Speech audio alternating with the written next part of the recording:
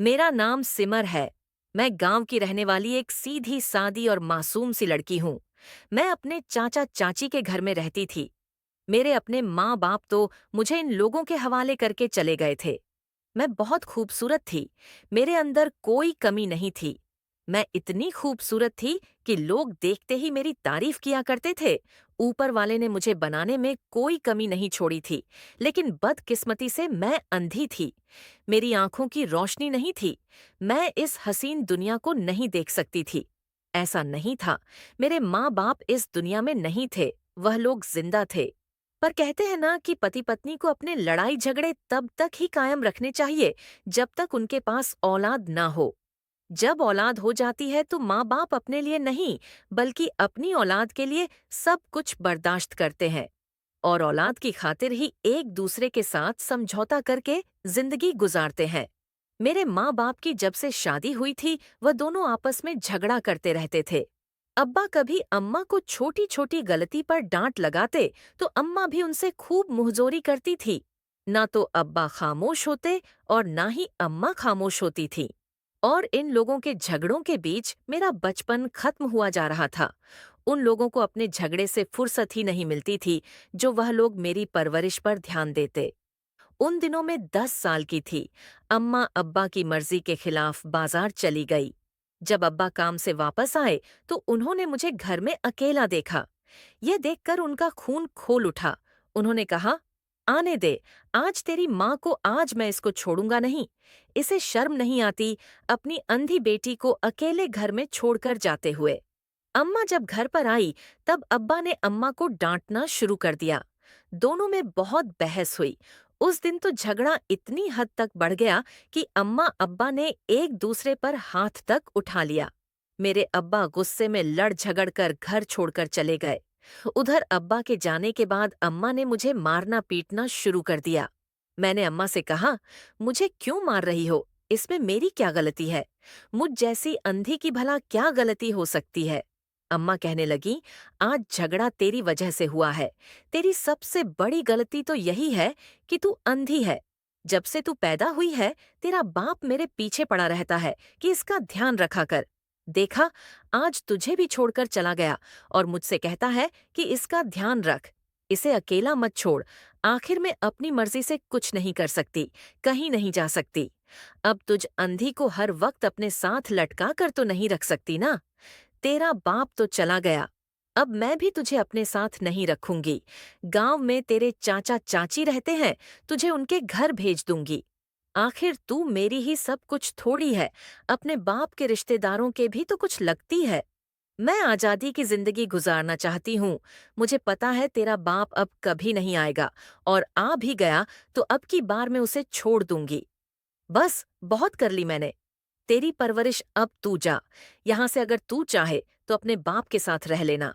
जब वह आएगा तो मैं उसे बता दूंगी तू गांव में है, वह तुझे लेने के लिए आ जाएगा। मैंने अपनी अम्मा से बहुत मिन्नत की कि मुझे गांव चाचा के घर मत भेजो, लेकिन वह जबरदस्ती मुझे चाचा के घर ले गई। इस तरह से मेरे अब्बा और अम्मा ने मेरे बचपन में अंधेरा कर दिया। गांव आने के बाद यहाँ चाचा को अम्मा ने बताया कि मैं इसे कुछ दिनों के लिए छोड़कर जा रही हूँ। कुछ दिनों बाद तुम्हारा भाई आएगा और इसे लेकर चला जाएगा। चाचा चाची को लगा कि मैं उनके घर कुछ दिनों की मेहमान हूँ, लेकिन ना तो कभी मेरे अब्बा मुझे लेने के लिए आए और ना कभी अम्मा ने मुझे अपने पास बुलाया। जब कभी चाची चाचा से मुझे घर भेजने को कहती और चाचा मेरी अम्मा को फोन लगाते तो मेरी अम्मा मेरे लिए उनको 20,000 हर महीने भिजवा देती।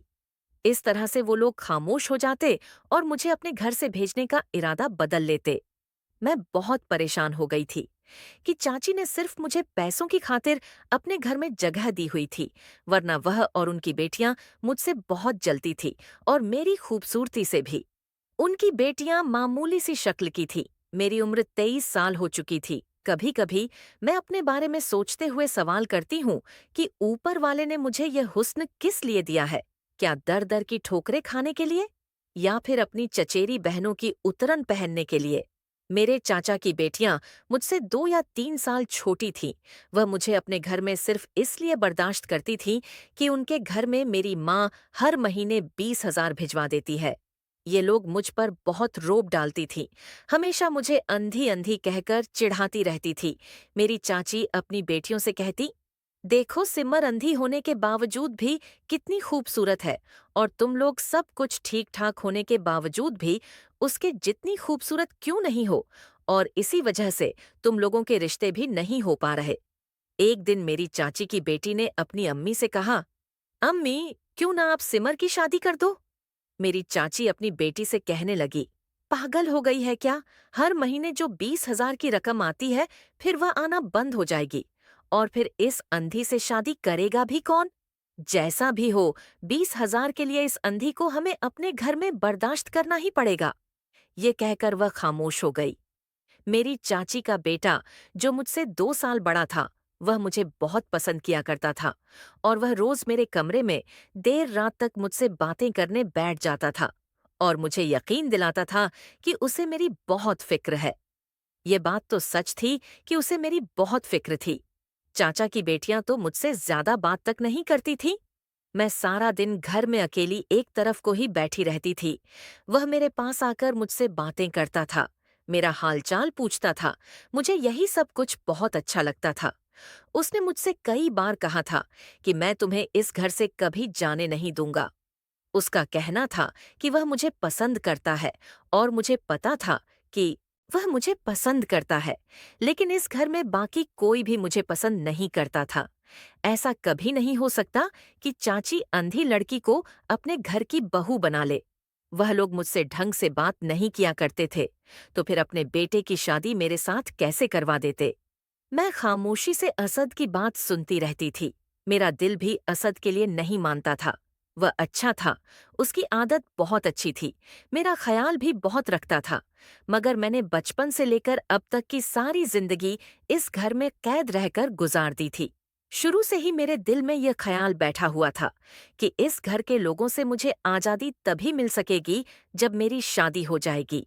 मुझे अपने चाचा चाची बिल्कुल भी पसंद नहीं थे, क्योंकि वह लोग बहुत लालची थे। अब जबकि मैं यहाँ पर मजबूरी में और अपने माँ बाप की वजह से रह रही हूँ, अगर मेरी आंखों से मुझे दिखता होता तो मैं इस घर को छोड़कर न जाने कब की भाग जाती। लेकिन फिर मेरे दिल में यह भी ख्याल आता कि मुझे एक अंधी लड़की को इस दुनिया में कोई कबूल भी तो नहीं करेगा। मैंने असद के अंदर हजारों खूबियां होने के बावजूद भी उसको खुद से मोहब्बत करने के लिए रोका हुआ था। मैंने चाची के घर में अपनी जिंदगी के 11 साल गुजार दिए थे, मगर इस घर में कोई भी मेरा नहीं बन सका। इसलिए मैंने अब अपने हक का फैसला ऊपर वाले पर छोड़ दिया। मैं बस एक तरफ को बैठी रहती और रोती रहती थी। अंधी होने की वजह से मैं कोई काम भी नहीं कर सकती थी। बस मैं महसूस करते हुए अपने हाथों से कुछ एक दो काम कर लेती थी। अभी 2-3 दिन से मैं महसूस कर रही थी कि मेरी चाची का बर्ताव मेरे साथ बहुत अच्छा होने लगा था। न जाने ऐसा क्यों था। मेरी तो कुछ भी समझ में नहीं आ रहा था। वो मुझसे बहुत प्यार से बात करने लग गई थी। इस घर में मुझे कभी इतने सालों से ताज़ा खाना नहीं दिया गया, और ना ही उन लोगों ने कभी अपने साथ बिठाकर मुझे खाना खिलाया। मुझे रुक्खा-सुखा जो भी खाने को दे दिया करती थी, मैं खुशी-खुशी खा लेती। मुझे अच्छी तरह से याद है, कुछ दिनों पहले मेरी चाची ने मुझे सड़ा हुआ खाना दे दिया था। अब तो मैं यह चीज़ देख भी नहीं सकती थी कि खाना सड़ा हुआ है या सही है। मैं खाना खाने जा ही रही थी। घर में मेहमान आए हुए थे। मेरी चाची की अम्मी आई हुई थी। उन्होंने अचानक मेरे हाथ से खाना छीन लिया और कहने लगी, बेटी, तुम ये क्या खा रही हो? ये खाना तो खराब है, और इसमें से बदबू भी आ रही है। मैंने कहा, मुझे क्या पता? ये खाना तो मुझे चाची ने दिया है। बदबू तो मुझे भी आ रही है, लेकिन मैंने सोचा बदबू शायद कहीं और से आ रही होगी। इस बात पर चाची की अम्मी ने चाची को बहुत डांटा। वह कहने लगी, इतना जुल्म मत किया करो बेचारी बच्ची पर। ये बेचारी अंधी है। तो क्या हुआ? तुम इसके अंधेपन का फायदा तो मत उठाओ। मेरी चाची कहने लगी, खाना सब लोगों के खाने के बाद खत्म हो गया था, इसलिए मैंने इसको परसों का रखा हुआ खराब खाना दे दिया। मैंने सोचा इसे कुछ पता नहीं चलेगा। चाची की अपनी अम्मी के आगे नहीं चलती थी। चाची अपनी अम्मी से बहुत शर्मिंदा हो रही थी। उनकी अम्मी ने कहा, ऐसा मत करो किसी लाचार इंसान के साथ। ऊपर वाला सब देख रहा है। एक न एक दिन तुम्हें भी इसका बदला जरूर देगा। उन्होंने मुझे उठाकर खड़ा किया और चाचा से कहा, इसे बाजार से कुछ खाने के लिए लाकर दो। घर में सब लोग ही चाची की अम्मी से बहुत डरते थे, क्योंकि वह बहुत कड़े मिजाज की औरत थी। चाची की अम्मी के सामने किसी की भी नहीं चलती थी। उस दिन चाची की अम्मी की वजह से मैं वह सड़ा हुआ खाना खाने से बच गई थी। अगर मैं वह खाना खा लेती तो शायद मैं बीमार हो सकती थी। चाची की मम्मी ने उनको सख्ती से कहा कि यह लड़की जवान हो रही है, इसके लिए अच्छा सा रिश्ता देखकर इसकी शादी कर दो। यह बात सुनकर चाची कहने लगी, लेकिन अम्मी, पहले मैं अपनी बेटियों की शादी करना चाहती हूँ, बाद में इसकी शादी करूंगी, और फिर इस अंधी से शादी कौन करेगा? चाची की अम्मी कहने लगी, ऐसा नहीं कहते। अगर इसकी रोशनी ऊपर वाले ने छीनी है तो वही इसकी आंखों की रोशनी लौटा भी सकता है। तुम अच्छा सा रिश्ता देखकर इसकी शादी कर दो। दुनिया में ऐसे बहुत से लोग हैं जो ऐसे लोगों से भी शादी करते हैं। और तुम्हारी बेटियां इसकी छोटी बहन है, तो इसीलिए पहले इसकी शादी होनी चाहिए। और यह तुम्हारी बेटियों से उम्र में बड़ी है। अगर इसके माँ बाप ने इसे छोड़ दिया है तो क्या हुआ? ऊपर वाले ने तुम्हें यह तौफीक दी है कि तुम इसके माँ बाप बनकर इसके सर पर हाथ रखो। चाची की अम्मी बहुत अच्छी औरत थी। वह हमेशा अच्छे और भलाई के रास्ते पर ही चलती थी और दूसरों को भी वही सीख देती थी। फिर अब न जाने चाची को ऐसा क्या हो गया था कि उनका और उनकी बेटियों का सलूक मेरे साथ इतना अच्छा हो गया था कि मुझे सोच सोच कर हैरत सी हो रही थी। मैं समझ गई थी कि इसमें भी चाची की कोई चाल हो सकती है, क्योंकि मैं इस दुनिया की हकीकत जान चुकी थी। इस दुनिया की हकीकत, खेल तमाशा किसी भी वक्त कुछ भी हो सकता है। मैं चाची के इतने अच्छे बर्ताव की वजह जान नहीं पाई थी, इसलिए रोज की तरह मैं नॉर्मल ही रही। मैंने सुना था कि इस गांव में कोई अरबी आदमी आया है और लोग उससे बहुत खुश थे, बल्कि वह आदमी इस गांव के सरपंच के घर पर ही ठहरा हुआ था। सुना था कि वह इस गांव के सरपंच के बेटे का दोस्त है और वह अब इस गांव को देखने के लिए आया है। सरपंच का बेटा अरब में काम करने के लिए गया हुआ था। वहां पर उसकी दोस्ती एक अरबी आदमी के साथ हो गई, तो यह दोनों साथ इस गांव में आ गए। काफी दिनों से गांव में अरबी आदमी का बहुत जोर शोर हो रहा था। सारे गांव वाले उसकी बहुत खातिर कर रहे थे। काफी दिनों से मुझे चाची भी बहुत खुश नजर आ रही थी। मैं सारा दिन घर की गैलरी में बैठी रहती थी, क्योंकि घर के अंदर तो मुझसे कोई बात नहीं करता था। इसलिए मैं गैलरी में बैठकर अपना टाइम पास करती थी। वहां से मुझे शोर की आवाज सुनाई देती थी और आसपास में क्या हो रहा है वह सब कुछ पता चलता रहता था। आवाजों से अंदाजा लगा लेती थी कि कब क्या हो रहा है। जब रात हो जाती तो अपने कमरे में जाकर सो जाती थी और दिन निकलता तो फिर से गैलरी में रखी हुई कुर्सी पर बैठ जाती थी। चाची अब मुझसे बहुत अच्छे से बात करती, मेरा बहुत ख्याल रखती।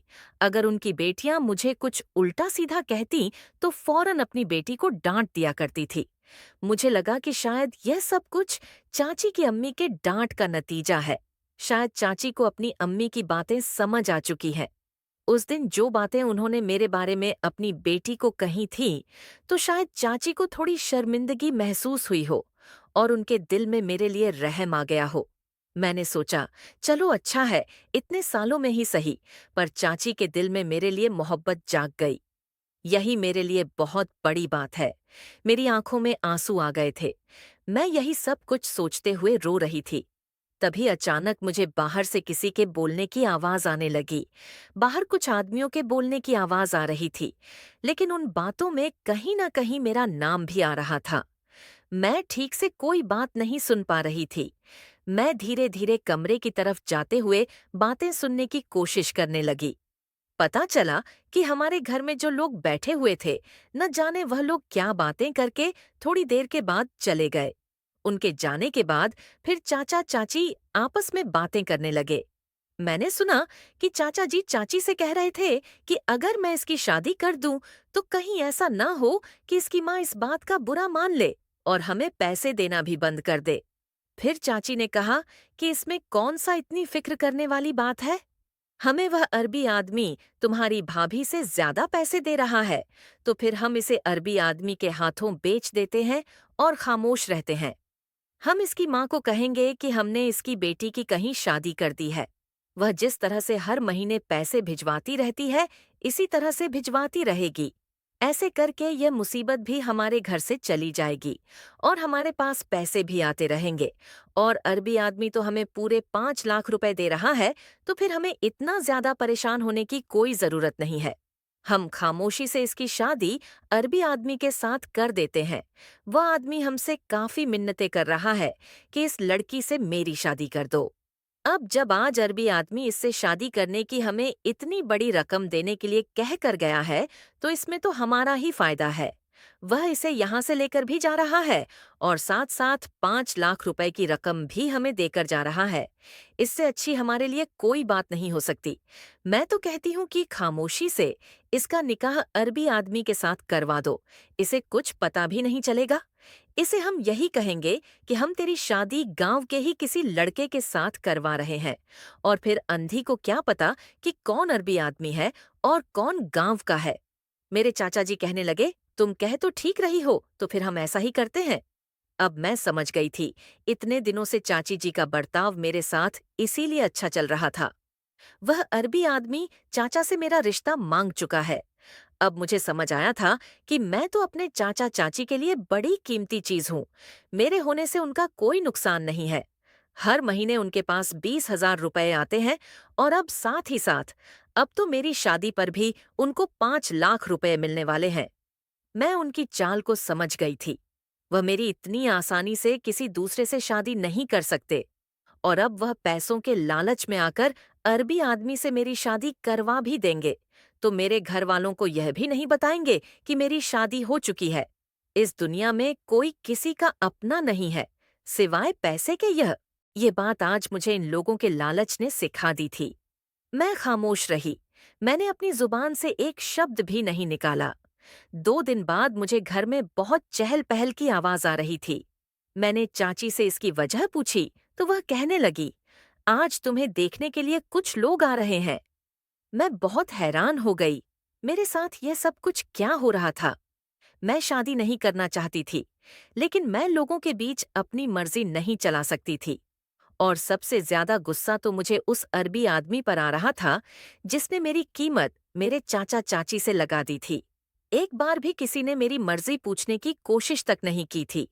मैंने चाची से पूछा, कैसे लोग हैं जो हमारे घर पर आ रहे हैं? मेरी चाची कहने लगी, मैं तुम्हारी शादी करवाना चाहती हूँ। मैंने कहा, पर मुझसे शादी कौन करेगा? चाची ने कहा कि एक बेचारा गरीब लड़का है। वह तुम्हारी आंखों की रोशनी पर नहीं, बल्कि तुम्हारी खूबसूरती पर फिदा हुआ है। वह तुम्हें बहुत खुश रखेगा, और तुम हम लोगों से दूर भी नहीं रहोगी, इसी गांव में रहोगी। बस, मुझे तो खुशी इस बात की हो रही है कि तुम्हारा घर बस जाएगा। मैं तुम्हारा घर बसता हुआ देखना चाहती हूँ बेटी। बाद में ही मैं अपनी बेटियों की शादी करूंगी। पहले तुम्हारी शादी धूमधाम से कर दूं। मेरी बेटियों का क्या है? वह तो बिल्कुल ठीक है। उनकी शादियां तो आसानी से कहीं न कहीं हो ही जाएंगी। ये रिश्ता बड़ी मुश्किल से मिला है बेटी। अगर ये रिश्ता भी हमारे हाथ से चला गया, तो तुम्हारे रिश्ते में बहुत दिक्कत आएगी, और तुम सारी जिंदगी इसी तरह से कुंवारी बैठी रहोगी। मैंने कहा, चाची, आप इस रिश्ते के लिए इनकार कर दो। मैं यह शादी नहीं करना चाहती। चाची को उम्मीद नहीं थी कि मैं रिश्ते से इनकार भी कर सकती हूँ। उन्हें तो मैं बहुत सीधी लगती थी। मैं नहीं करूंगी ऐसे लड़के से शादी जिसको मैं जानती तक नहीं थी। चाची कहने लगी, नहीं सिमर, लड़का बहुत अच्छा है और तुम्हें बहुत खुश रखेगा। फिलहाल मैं खामोश हो गई। मैं कुछ कर भी तो नहीं सकती थी, इसलिए इसी को मैंने अब अपना नसीब समझ लिया था। मैं दिन रात रोती रहती थी, लेकिन मेरे लिए एक अच्छी बात यह भी थी कि मेरी इस घर से जान छूट रही थी। लेकिन मेरे दिल में एक डर यह भी था कि मैं अब किसी नई मुसीबत में तो फंसने नहीं जा रही हूँ।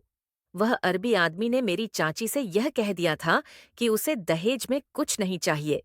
ये बात सुनकर तो मेरे चाचा चाची और भी ज्यादा खुश हो गए थे। यही वजह थी कि मेरी शादी बिना किसी रुकावट के हो रही थी। मेरी शादी की तारीख भी तय हो चुकी थी। मैं शादी से बिल्कुल भी खुश नहीं थी। शादी से एक रात पहले मैंने चाची और उनकी बेटी को आपस में बातें करते हुए सुना था। चाची की बेटी कह रही थी कि अम्मी, तुम इतने अमीर आदमी से सिमर की शादी क्यों करवा रही हो? चाची अपनी बेटी से कहने लगी, तुम्हें क्या पता कि इस शादी से हमारा कितना फायदा है। मैं सब कुछ समझ रही थी कि चाची किस फायदे की बात कर रही है। मेरा निकाह सादगी से अब उस अरबी आदमी के साथ हो गया और मैं विदा होकर उस अरबी आदमी के घर चली गई थी। अभी तो वह अरबी आदमी इस गांव में ही रह रहा था। मुझे नहीं पता था कि वह देखने में कैसा है, लेकिन मैंने सुना था कि अरबी आदमी एक साथ कई शादियां करते हैं। उनका दिल कभी एक औरत से नहीं भरता और वह लोग अच्छी लड़कियां खरीदकर अपने शहर में भी ले जाकर बेच देते हैं। मुझे शक्ल सूरत से कोई मतलब नहीं था। बस मैं यह चाहती थी कि मेरा होने वाला पति मुझे प्यार दे, इज्जत दे, अपने घर में जगह दे। और मुझे पता था कि मेरे साथ ऐसा कुछ नहीं होने वाला, क्योंकि अरबी आदमी ने मेरी चाची से मुझे खरीदा था। अगर इसने मुझे खरीदा है तो यह मुझे आगे भी तो बेच सकता है। मैं दुल्हन बनी हुई कमरे में बैठी थी। तब अचानक मुझे कमरे का दरवाजा खुलने की आवाज आई। कोई मेरे बराबर में आकर बैठ गया। उसने मुझे सलाम किया। मैं समझ गई थी कि अरबी आदमी है और यही मेरा पति है जिससे मेरी शादी हुई है। मुझे कुछ गलत होने का एहसास हो रहा था। खैर, थोड़ी देर के बाद जब मेरे पति ने मेरा घूंघट उठाया तो उसने मेरी खूब तारीफ करनी शुरू कर दी। लेकिन जैसे ही उसने मुझे छूने की कोशिश की, मेरे शरीर को करंट सा लग गया और मैं झट से पीछे हट गई। मुझे इस आदमी से घिन आ रही थी। उसने कहा, मैं तुम्हारा पति हूं, तुम मुझसे इस तरह से दूर कैसे जा रही हो? मैंने कहा, तुम मेरे पति नहीं हो। मैं तुम्हें अपना पति नहीं मानती। तुमने मुझे खरीदा है, उस हिसाब से मैं तुम्हारी बीवी नहीं हुई। तुम सब लोगों ने मेरे अंधेपन का फायदा उठाया है। यह कहते हुए मैं जोर जोर से रोने लगी। वह कहने लगा, नहीं, मैं तुम्हारा पति हूं, मैंने तुमसे शादी की है। मैंने कहा, तुम झूठ बोल रहे हो। एकदम झूठ। मैंने कहा, मुझ जैसी अंधी लड़की से कोई भी इतनी आसानी से शादी नहीं कर सकता। और भला कोई अंधी लड़की से शादी क्यों करेगा? किसी को अपनी जिंदगी में अंधेरा थोड़ी लाना है। और फिर तुम तो इतने अमीर आदमी हो, तुम्हें तो न जाने कितनी लड़कियां मिल सकती हैं। आखिर तुमने मुझसे ही शादी क्यों? कि तुम एक व्यापारी इंसान हो और तुम लड़कियों को खरीदने और बेचने का धंधा करते हो। मैं तुम्हारे बारे में सब कुछ जान गई हूँ। मैं तो उसी दिन सब कुछ जान गई थी जिस दिन तुमने मेरी चाची को 5 लाख रुपए देने का वादा किया था। वह कहने लगा, ऐसा कुछ नहीं है, मैं तुमसे प्यार करता हूँ। तुम्हें याद होगा, तुम अपने घर की गैलरी पर बैठी रहती थी। जब मैं अपने दोस्त के साथ इस गांव में टहलने के लिए जाता था, तब तुम्हारा घर रास्ते में पड़ता था और मैं तुम्हें गैलरी में मायूस बैठा हुआ देखता रहता था। मेरा दिल तभी से तुम पर आ गया था और मैंने ठान लिया था कि मैं तुमसे ही शादी करूंगा। मुझे तुम्हें देखते ही ऐसा लगा था जैसे तुम ही वह इंसान हो जो मेरे दिल को देखते ही पसंद आ गई हो। मैंने तुम्हारे बारे में सारी जानकारी निकाल ली थी। मुझे तुम्हारे अंधेपन से कोई ऐतराज नहीं है। मुझे इस गांव में आए हुए पूरा 1 महीना हो गया और पहले दिन से ही मैं तुम्हें गैलरी में बैठा हुआ देख रहा हूँ। रोज तुम्हें गैलरी में बैठा हुआ देखकर मुझे बहुत सुकून मिलता था, क्योंकि मुझे तुम्हारा दीदार करने को मिल जाता था। इसलिए मैंने सरपंच जी से कहकर तुम्हारे घर पर रिश्ता भिजवा दिया। लेकिन तुम्हारे चाचा ने शादी से इनकार कर दिया। लेकिन मैं तो तुमसे ही शादी करना चाहता था। गांव के कुछ लोगों से मुझे पता चला कि तुम्हारे चाचा चाची बहुत लालची लोग हैं। इसलिए मैंने उन लोगों को 5 लाख देने का लालच दिया, जिसकी वजह से उन लोगों ने तुम्हारी शादी मेरे साथ कर दी। मैं जोर जोर से रोने लगी। मैंने कहा, तुम मुझसे झूठ बोल रहे हो कि तुमने मुझे गैलरी में देखा। मैं तुम्हें अच्छी लगी तो तुमने सोचा इसे अपने देश ले जाकर बेच दूंगा। तुम्हारे देश में तो 5 लाख। क्या तुम्हें मेरे शरीर के 5 करोड़ भी मिल जाएंगे? सब लोगों ने मिलकर मेरे साथ बहुत बड़ा धोखा किया है। तुम क्या समझते हो कि मैं तुम्हारी चालबाजी में आ जाऊंगी? तुम एक अरबी आदमी हो और अरबी लोगों का यही काम होता है। एक से दिल भरा दूसरी खरीद ली, दूसरी से दिल भरा तो तीसरी खरीद ली। तुम लोगों के पास जितना पैसा होता है, इतनी ही औरतें होती हैं। मुझसे दूर रहना, मेरे करीब आने की कोशिश भी मत करना। अगर तुमने धोखे से भी ऐसा किया तो मैं अपनी जान ले लूंगी। वह कहने लगा, सिमर, तुम मुझे गलत समझ रही हो। मैं अरबी हूं तो क्या हुआ? मैं हूं तो एक इंसान ही। मेरे सीने में भी दिल धड़कता है। मैं उसकी बात सुनकर जोर जोर से चिल्ला रही थी। मुझे उससे नफरत हो रही थी। मैंने कहा, तुम शरीफ इंसान नहीं हो, तुम मौके का फायदा उठाने वाले इंसान हो। वह अरबी आदमी कहने लगा, मैं मौके का फायदा उठाने वाला इंसान नहीं हूं। मैं इतना बुरा नहीं हूं जितना तुम मुझे समझ रही हो। मैं दूसरों के जैसा नहीं हूं जो मुझे ऐसे लोगों के साथ मिला रही हो जो औरतों को खरीदता है, लेकिन मैं उनमें से बिल्कुल भी नहीं हूं। मैंने कहा, अगर ऐसा नहीं है तो तुमने मुझसे सीधी तरह शादी क्यों नहीं कि तुमने भी तो मेरी कीमत लगाई है। उस अरबी आदमी ने फिर से वही बात कही, मैंने तुम्हारे घर पर रिश्ता भेजा था तो तुम्हारे चाचा चाची ने मना कर दिया था। अब बताओ मैं क्या करता। मैं उनको पैसे देने पर मजबूर हो गया था क्योंकि मुझे तुम्हें हासिल करना था। खैर रहने दो, तुम मुझे गलत समझती हो। गलत समझती रहो, तुम्हारी कुछ समझ में नहीं आएगा। मैं रोते हुए उसे कहने लगी कि तुम कमरे से चले जाओ, मुझे और परेशान मत करो। वह खामोशी से कमरे से बाहर निकल गया। फिर शायद सारी रात वह कमरे के अंदर आया ही नहीं था। उस रात मुझे रोते हुए दिन निकल आया था। मैं वहीं कमरे में ही बैठी रही थी। मैंने खड़े होने की कोशिश की क्योंकि मुझे बहुत तेज प्यास लग रही थी और मुझे पानी पीना था। मैं 2-3 कदम ही आगे चली थी कि अचानक गिर गई। मुझे अपनी फूटी हुई किस्मत पर बहुत रोना आ रहा था और साथ ही साथ अफसोस भी हो रहा था। मैंने कसम खा ली थी कि मैं पलटकर कभी अब चाचा चाची के घर नहीं जाऊंगी। मेरे साथ जो होगा देखा जाएगा। लेकिन मैं अब कभी अपने किसी रिश्तेदार से किसी तरह की मदद नहीं मांगूंगी। मेरे माँ बाप ने ही कभी मुझे नहीं समझा, तो मेरे चाचा चाची भला मुझे क्या समझते, जिन्होंने मुझे चंद पैसों के लिए इस आदमी के हाथ बेच डाला है।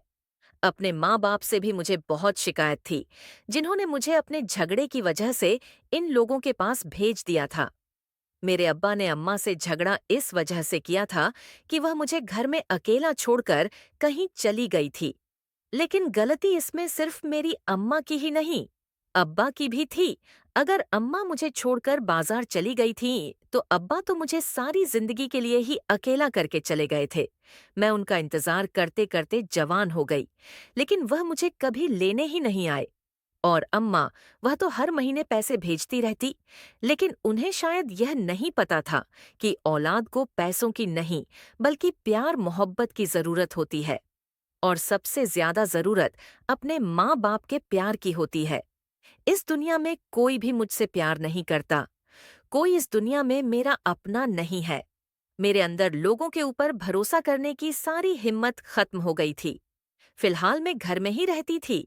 जब वह अरबी आदमी घर में आता जाता रहता था, वह मुझसे किसी तरह की कोई बात नहीं करता था। वह मेरे आगे खाना रख कर कहता, तुम्हारे आगे खाना रखा हुआ है, खा लो, और अगर तुम्हें किसी चीज की जरूरत हो तो मुझे बता देना। मैं उससे कोई बातचीत नहीं करती थी और खामोशी से खाना खा लिया करती थी। एक दिन मेरा पति मेरे पास आया और मुझसे कहने लगा, मैंने तुम्हारा सामान पैक कर दिया है, हमारे टिकट भी हो गए हैं, हम आज रात की फ्लाइट से यहाँ से निकल जाएंगे। मुझे पता था एक न एक दिन यह दिन जरूर आना था। अब यह आदमी मुझे लेकर जाएगा और मुझे किसी के हाथ बेच देगा। मेरी किस्मत में यही लिखा हुआ था। अब मेरे पास इस सब को बर्दाश्त करने के अलावा और कोई चारा नहीं था। मैं चुपचाप उसकी बात सुन रही थी और वह मुझे सऊदी अरब लेकर जा रहा था। हम लोग सऊदी अरब पहुंच चुके थे। वह अरबी आदमी मेरा हाथ पकड़कर किसी घर में ले गया। वहां जाने के बाद मुझे कुछ औरतों और आदमियों के बोलने की आवाज आ रही थी। घर के अंदर जाते ही अरबी आदमी ने मुझसे कहा, सलाम करो सिमर, ये मेरा घर है, मैं तुम्हें अपने घर लेकर आया हूँ। मैंने सलाम किया तो वहां पर एक बूढ़ी औरत की आवाज आने लगी। उन्होंने कहा कि मैं तुम्हारे पति की अम्मी हूँ, इसका नाम हमजा है और ये मेरा बेटा है। उन्होंने कहा कि ये तुम्हारा ससुराल है। बेटी, इस घर में तुम्हें हम लोग बहुत प्यार करेंगे। फिर एक एक करके मुझे इस घर के हर मेंबर ने अपना मुतालबा दिया। लेकिन वहां पर एक लड़की मौजूद थी जो कि हमजा की बहन थी। उसका नाम शमा था। मुझे आवाज आ रही थी कि उसने हमजा से कहा, तुम ये कैसी लड़की उठाकर ले आए हो? अगर हिंदुस्तान की किसी लड़की से शादी करनी थी तो किसी ढंग की लड़की से ही शादी कर लेते। ये लड़की तो अंधी है। अरबी आदमी खामोशी से अपनी बहन से कहने लगा, चुप! कर जाओ, ये मेरी बीवी है। मेरी इससे शादी हो चुकी है और मैंने अपनी मर्जी से शादी की है। मैं खामोश रही। मैं समझ गई थी कि उसकी बहन को मैं पसंद नहीं आई हूं। वह मुझे कमरे में लेकर चला गया। वहां जाने के बाद मुझसे कहने लगा, तुम्हें यहाँ पर किसी चीज की कोई परेशानी नहीं होगी। ये मेरा घर है और मेरी फैमिली यहाँ पर रहती है। तुम्हें अगर कोई भी काम हो मेरी बहन या फिर मेरी अम्मी से कह सकती हो। मैंने कहा, तुम्हारा नाम हमजा है, तुमने मुझे अपना नाम नहीं बताया। कहने लगा, तुमने कभी मेरा नाम पूछा ही नहीं।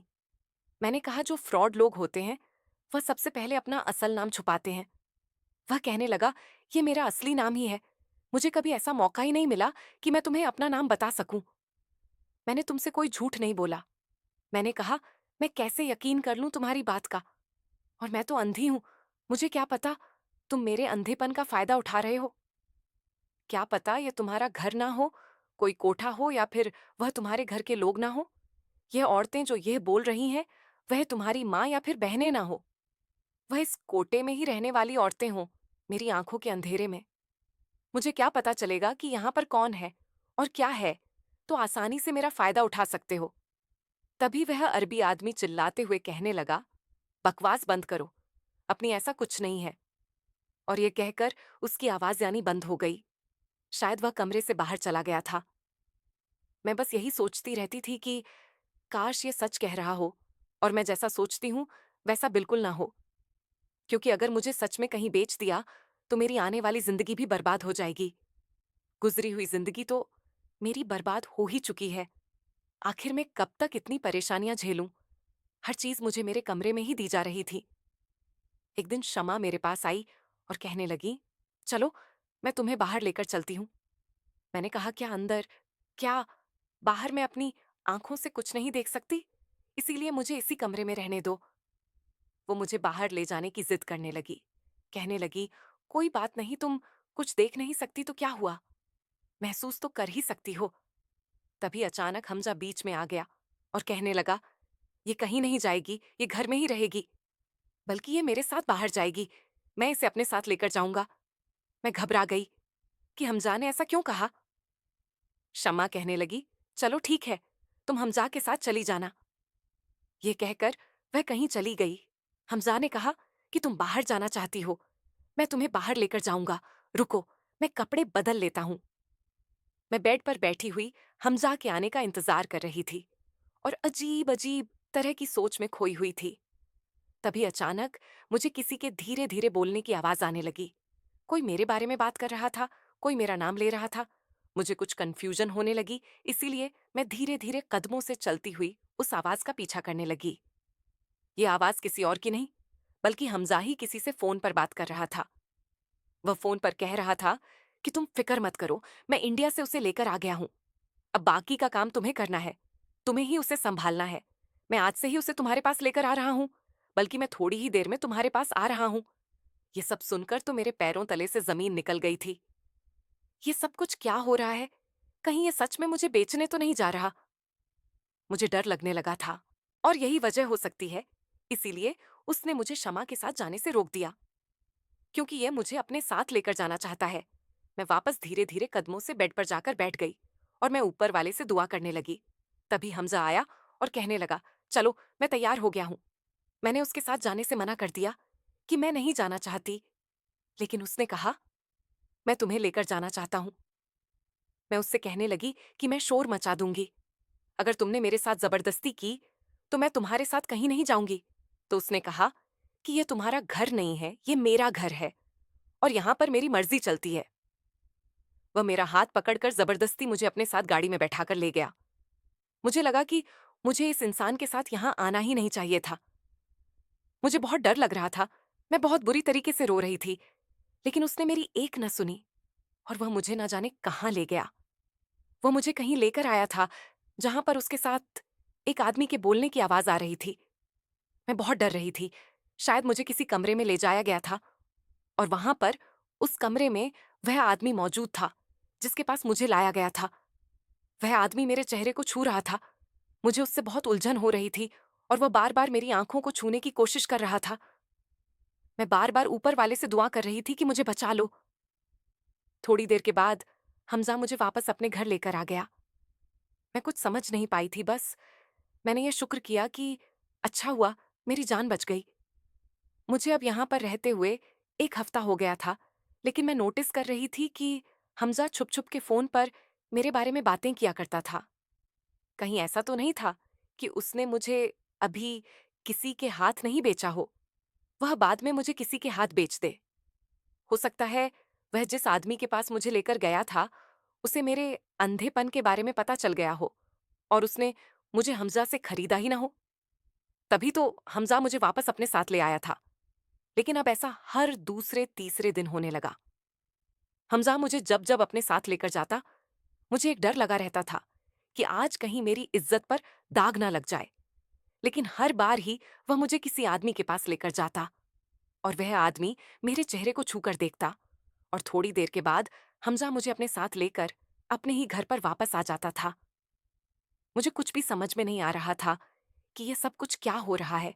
मुझे हमज़ा से दिन-ब-दिन नफ़रत बढ़ती चली जा रही थी। मैं उसे अपनाने के लिए तैयार नहीं थी, क्योंकि मैं समझ रही थी कि हर बार मेरे अंधे होने की वजह से वह मुझे बेच नहीं पाता है। एक दिन मैंने हमज़ा से कहा, तुम मुझे हर दूसरे तीसरे दिन कहाँ पर लेकर जाते हो और वह कौन आदमी होते हैं जो मुझे बार बार छू छू कर देखते हैं। अगर तुम मेरे पति होते तो कभी अपनी पत्नी को ऐसे दूसरे मर्दों के हवाले नहीं करते। मैं जानती हूँ तुम मेरी खूबसूरती दिखाने के लिए और लोगों के पास मुझे लेकर जाते हो, और जब उन लोगों को पता चलता है कि मैं अंधी हूं तो फिर वह लोग मुझे तुमसे खरीदते ही नहीं। सच कहूं तो मुझे खरीद कर तुम्हारा बहुत नुकसान हुआ है। हमजा कहने लगा, तुम ऐसा ही समझ लो, कल मैं तुम्हें बेचने जा रहा हूं। मैं उसकी बात सुनकर बहुत डर गई और कहने लगी, तुम ये क्या बकवास कर रहे हो? वह कहने लगा, अभी तक तो मैंने तुम्हें नहीं बेचा था, लेकिन कल मैं तुम्हें सच में बेचने जा रहा हूं। मैं घबरा गई और कहने लगी, तुम्हारे साथ अच्छा नहीं होगा। अगर तुमने मेरे साथ कुछ भी किया तो? दूसरा दिन निकल आया था। हमजा अपने कहने के मुताबिक मेरा जबरदस्ती हाथ पकड़कर मुझे गाड़ी में बिठाकर न जाने कहां पर लेकर चला गया। आज मुझे बहुत सारे मर्दों के बोलने की आवाज आ रही थी। मैं हमजा से कह रही थी, मुझे जाने दो, तुम्हारे साथ अच्छा नहीं होगा। मैं जोर जोर से चिल्ला रही थी। तभी किसी ने मेरे मुंह पर टेप लगा दिया। मेरी आंखों से आंसू नहीं रुक रहे थे। आज मुझे अफसोस हो रहा था कि यह दुनिया लाचार इंसान का बहुत गलत फायदा उठाती है। फिर अचानक किसी ने मेरे हाथ में सुई चुभाई और मैं बेहोश हो गई। उसके बाद मुझे कुछ पता ही नहीं चला कि मेरे साथ क्या हुआ। मुझे लगभग 5 दिन के बाद होश आया था। मुझे ऐसा लग रहा था जैसे मेरी आंखों पर कोई वजन रखा हुआ है। किसी ने मेरी आंखों पर हाथ लगाया और उसने मुझसे कहा कि धीरे धीरे अपनी आंखें खोलो। मैंने अपनी आंखें धीरे धीरे खोली तो ये देखकर मैं हैरान रह गई थी कि मैं तो सच में अपने सामने खड़े हुए इंसान को देख रही थी। ये एक आदमी था।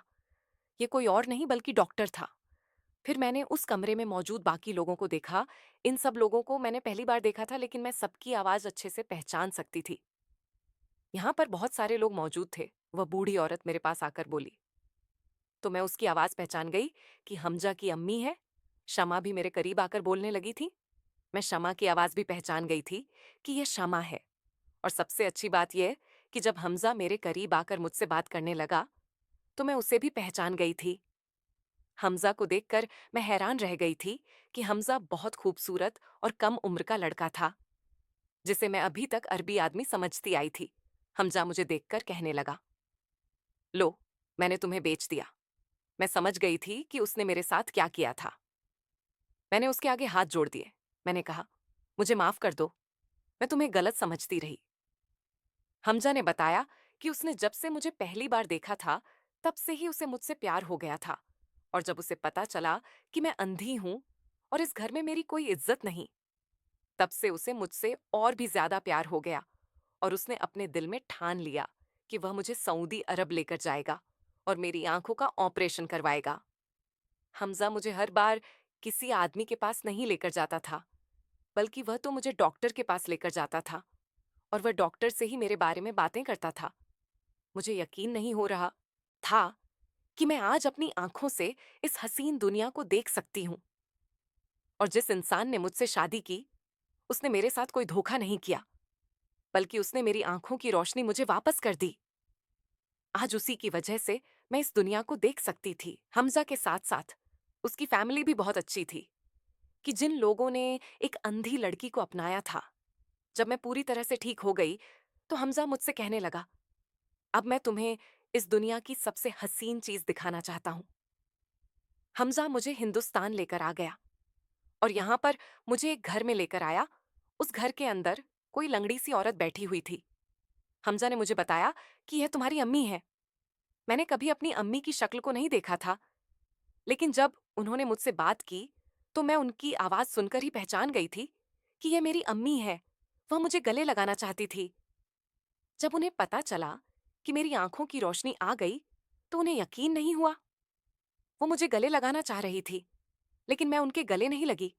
मैंने उनसे कहा कि आपकी ये हालत कैसे हो गई? उन्होंने मुझे बताया कि मैंने तुम्हारे साथ जैसा किया, ऊपर वाले ने मुझे वैसे ही बदला दिया। तुम्हारे अब्बा तो इस दुनिया को छोड़कर जा चुके हैं। मैंने तुम्हारे अब्बा के मरने की खबर सुनने के बाद एक अमीर आदमी से शादी कर ली थी और वही आदमी तुम्हारे खर्चे के पैसे भिजवाया करता था।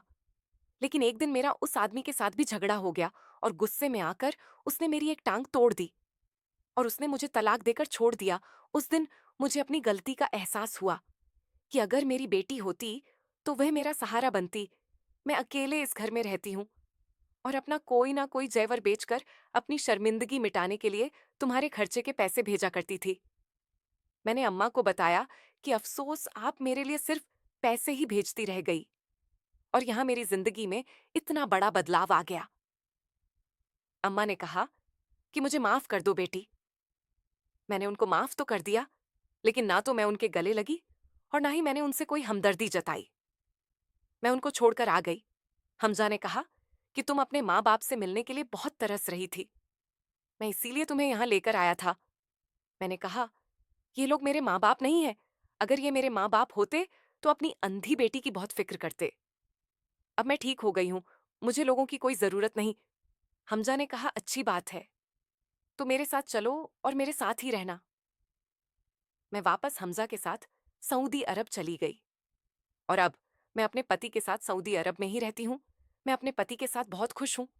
ऊपर वाले ने देर से ही सही, पर मेरी जिंदगी को पूरी तरह से बदल कर रख दिया था। मैं आप लोगों से यही रिक्वेस्ट करना चाहती हूँ कि कभी अपने झगड़ों के बीच अपने बच्चों को ना लाए और उनकी आने वाली जिंदगी को बर्बाद ना करें, वरना हर बच्चे की जिंदगी दूसरे लोगों के हाथों इसी तरह बेकार हो जाएगी, जैसे कि मेरी हो गई थी। दोस्तों, उम्मीद करती हूँ आपको हमारी कहानी पसंद आई होगी। कहानी पसंद आई है तो वीडियो को लाइक करें, चैनल पर नए हैं तो चैनल को सब्सक्राइब करें और बेल बटन जरूर दबाएं, ताकि अगली अपडेट सबसे पहले आपको मिले।